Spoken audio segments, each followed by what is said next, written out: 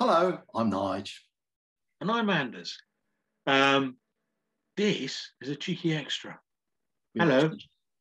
We've just finished recording a beer kit review, and we just fancied one more just before we called it a night. And yeah, so what have you got, Anders? Steady there, lad. It's from my Beer 52 box. It's from Beatnikz Republic, the brewery. I know nothing about it. And the beer's called Ekuanot Silhouette. What? Right. Ekuanot Silhouette. Yes. Oh, but show us the can. There you go. Do better than me. Go on. You are not. That's what I just said. Yeah. And it's 6%. And it's an any IPA. All right. Well, this is you gave me this. Past reflection, made Dutch. Firm favourite of our channel, this channel, and one of Anders' favourite beers. But yeah, you gave me this can, and it was in the fridge. So it's a great beer. I have to say, you tried Time to Turn. Yes, recently, didn't you? Yeah. From E16, yeah. That came up on E16's Facebook page the other day as being the most requested beer that they get. Oh, really? Yeah. It was. I thought it was outstanding. It's a fine beer. Yeah, but I think this is more outstanding. Well, let's have a look and see how it goes. In the past. Anyway, let's get this beer can off. Get this into the glass.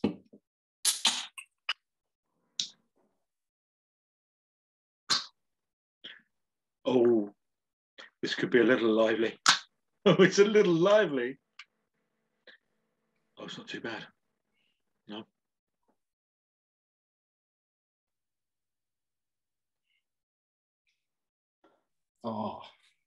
Oh, monsieur. Oh, that's a funny. Oh, there's a lot of stuff going on here. Oh, I forgot how good the aroma from this is. Just we've just done some beer kit reviews, and it's one of the ones I've done. I pimped it up with extra hops and things, and the hop flavour was fantastic. The aroma, the citrus. This is a proper grown-up brewery, and this isn't it? Yeah. And the fineness, the aroma coming on, it's a different class to my own. It is. Honestly, I think they're a very young brewery. I think it was 2016 they started. Right. Might be a bit earlier than that, but they're doing very well. That's quite nice. I could imagine myself sat in the Butcher's Dog in Wimborne. Mm-hmm. That's the sort of beer it fits in with there. Which, if you don't know, the Butcher's Dog is our most favouriteest pub in the world. It is our most favouriteest pub. It's in Wimborne. I live 130 miles away from Wimborne. But when we get to meet up down in that area, that's where we start a night off and usually end a night off. Yeah, because they just have different beers. They have craft beers on tap. Proper craft beers, not craft beers produced by big companies. No, not Marston's craft beers, not. Yeah, because the other pubs in Wimborne, there is the tap house, which does sell some stuff. You're not a huge fan of the place, are you? But it's got it does sell A-Touch beers in there. So yeah, but I've been there a few times, and the beers have been they've been far too hot. They do. Not just warm, they've been hot. And nah. I used to absolutely love that pub. Absolutely loved it. But it's normalised now, if that makes sense. Yes, it does, yeah. and just to not balance everything out, because the butcher's dog does a damn fine job of storing beers, but there have been other beers that I've had outside of the butcher's dog which has been absolutely extraordinary, and perhaps kept the butcher's dog just a bit too cold. Yes. So have Yeah, lost I a bit agree. of flavour. Yeah. But on the whole, every beer they serve is pretty damn good. This has got a huge head on it. Anyway, what's your one? What's the aroma? It's unpleasant.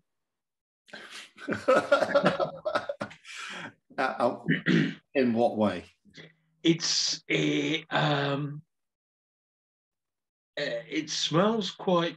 It smells of damp grass. Okay.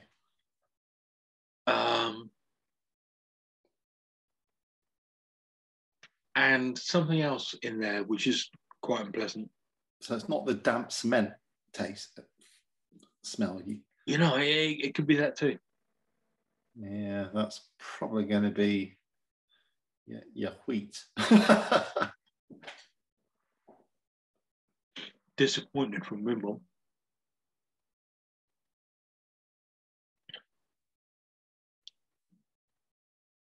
Does it taste as it smells?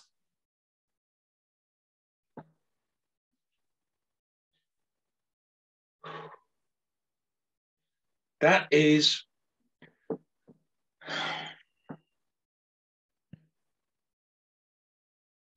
some people might say, "Oh, I've been thrown out of my comfort zone."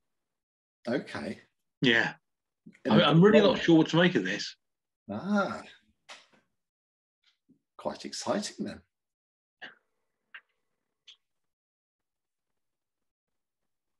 A fine line between really quite nice and disgusting. How unpleasant. I'll have to get back to you on this. I really don't know. Well, this is going down really well. I'm loving this. Is it good? Yeah, I've had it before. You've had it loads. Yeah, I think it's yeah. Anyway, time to forget about beer. I noticed that band, Squeeze. I reckon. What album is it though? That's East Side Story. All right. East Side Story by Squeeze. Squeeze, who I think are probably one of Britain's most underrated bands. I'm probably underrated songwriters as well. Oh, absolutely. I put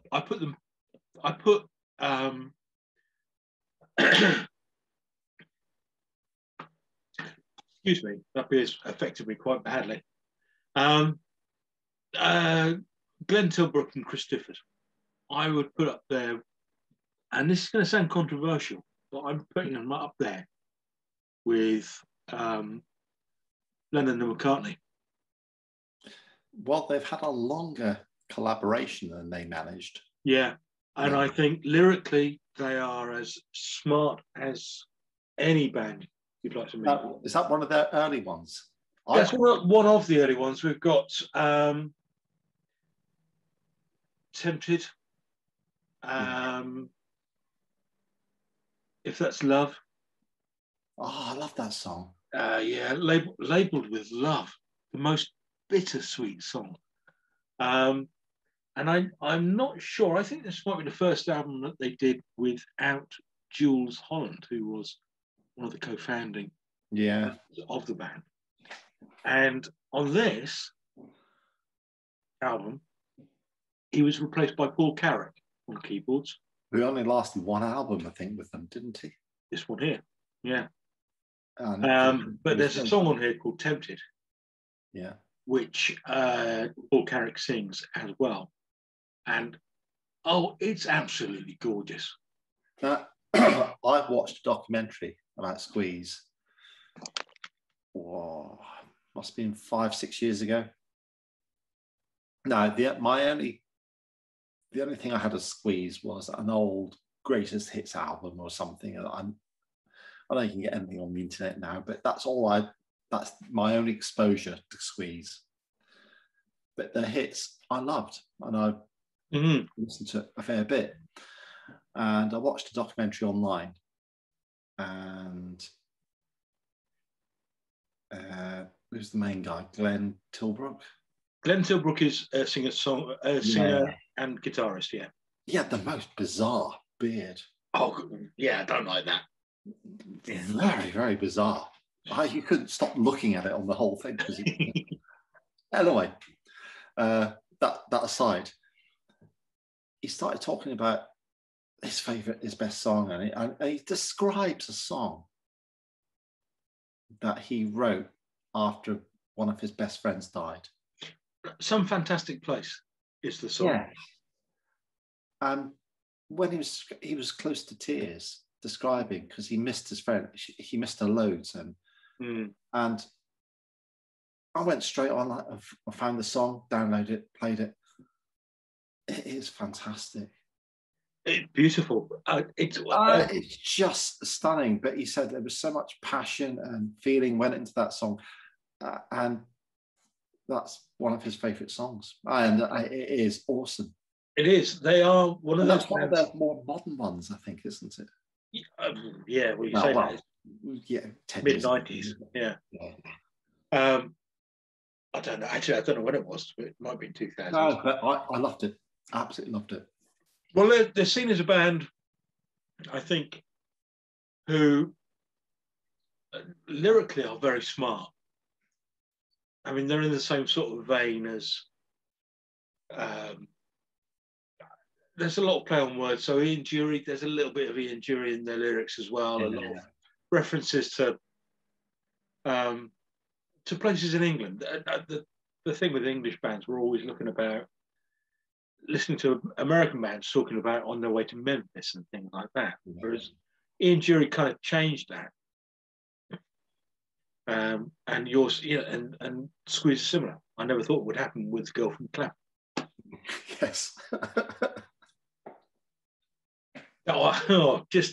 And lyrically, they are just beautiful, and they can be seen as throwaway, but they're not. They're very smart lyrics, very witty. But like you say, they moved on a little bit, and that song you mentioned is also not just lyrically beautiful. It's a very emotional song. Yeah, it comes through, but also just an absolutely beautiful, short, sweet guitar solo in there as well. Well, I think, having listened to him talking about the song and the emotion that he gave off and crying, talking about it, missing his friend, and then you listen to the song, you get a better connection with it. I having putting the two bits together, the song meant more to me when I watched it. Yeah. Watched it, listened to it. Yeah. No, but I genuinely think they are. I think Difford and Tilbrook have had their little spats, and they sort of drift apart, but they come back together again. Yeah. And I've seen them several times, and they've always been absolutely spot on. And I just think an absolute hidden treasure that are a little bit underrated. Yeah, totally agree. There we go. Totally agree. Yeah. Right, so we took a little break there, and the age-old conversation came up. What have you got? Have you got a New England IPA? Have you got an IPA? Have you got Pale Ale? What have you got? Yeah, this says a IPA, but I think it tastes more like a New England IPA. But as I was saying, all the definitions have just been completely thrown apart. I mean, yeah. I mean, you've got your dark ales, which are basically porters and stouts. We'll come back to that in a sec. Then you've got your lagers, but then right in the middle of that, you've got pale ales, which have just over the last pale ales that covers your best bitters, your IPAs, pale ales, blonde beers. Yeah, it's just that is a massive universe of beers right in the middle, which comes under pale ale. And pale ale itself is got a different definition now. But you go back 200 years, you had three styles of beer. Yeah. But coming back to the black, the dark beers. I mean, it's just basically porter and stout, isn't it? But I suppose there's black IPAs. Yeah, black IPAs. Yeah. But there's also there's black New England IPAs and black lagers. Black lagers? 10 years ago, I went, there was a little pub and bar in Liverpool, and I had on draft a black lager. And I didn't know whether it was a stout or a lager. It tasted, you got bits of both, but it was looked like stout, but it tasted like lager, but had bits of, it was the most confusing experience, but it was nice. That's so bizarre, isn't it? A black lager. I have seen it. I've seen it in shops before. Black lagers. You get a bottle shop. At times you don't see it often, but you will find a black lager now and again. Okay. And in fact, there's a certain hop. No, not hop. There's a certain malt that they use, which is very bland, but it just virtually is like a hop, a malt colouring. I think it's Cara. I can't remember what it's called, but basically that'll just turn the beer a different colour without imparting too much flavour to the beer. Just as an aside, sometimes, just as an aside, sorry, just taking a quick sip of my beer. Do you know that smell of horse manure? Yeah, I am familiar with horse manure smell. Horse manure. Yeah, it's basically horse poo. What, that beer? No. But horse manure is horse poo, isn't it? But there's something about horse manure that's quite nice. No? Or is that just me as a... No, it depends what emotion it sparks with you. You think, oh, countryside, I'm happy in the countryside. I get that smell. I know I'm happy because I'm on holiday or something like that. It's that sort of thing, yeah. But you don't get that with any other turd. I know where you're coming from now. Yes. See what I'm saying? You know, there's something about the horse manure. Yeah, cow poo, definitely horrible. Not. Dog turd. Yeah. Oh, no. Yeah. Doesn't remind me of country.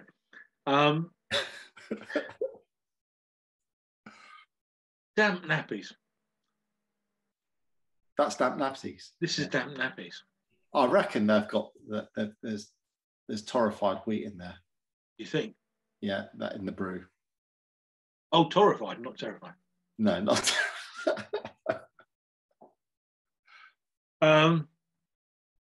It does have a real hint of a damp nappy, but I'm quite enjoying it. Yeah, well, see, you've got that tolerance to wheat beers. I've got zero tolerance. The sweetener, I taste it and I thought, you'll go much higher up the scale before you go to a wheat beer. Yeah, which this isn't. No, it's not. But I can tell when I'm having a beer, it's got the slightest bit of wheat in it. Now I can tell. I have got a wheat intolerance. It's just I don't like wheat beers, and I've started noticing when they're using wheat in the brew, and it's used quite a lot in the brew. I'm noticing it now. Right. Okay. Only because I did my own home brew. I think I mixed the quantities up because I used torrefied wheat. I used too much. Yeah. And it wasn't very nice.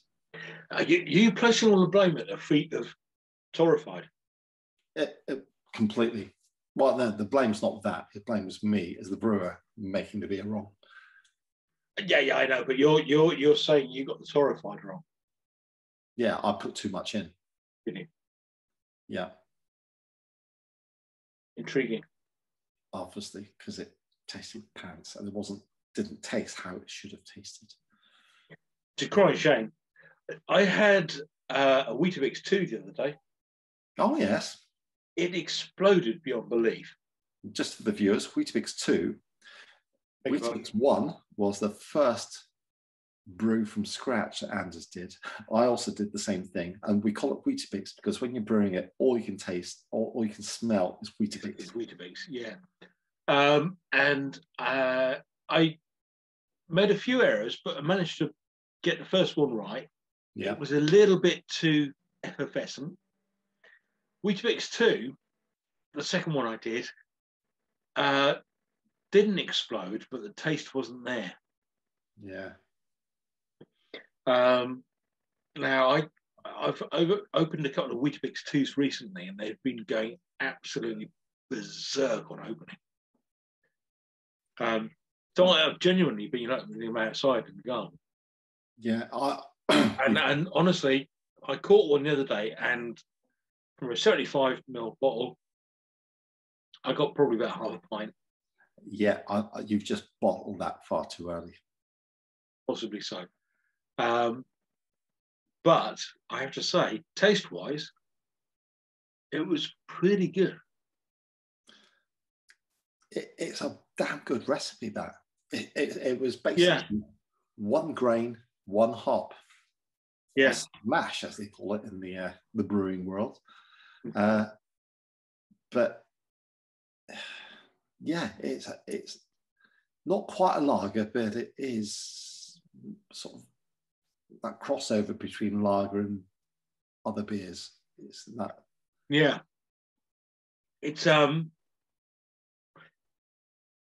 yeah, no, taste-wise it was good. I think it probably needed a bit of time to kind of level out a bit. But the last one I had, it'd been in the bottle. It'd been, I bottled it and been in the bottle almost a year.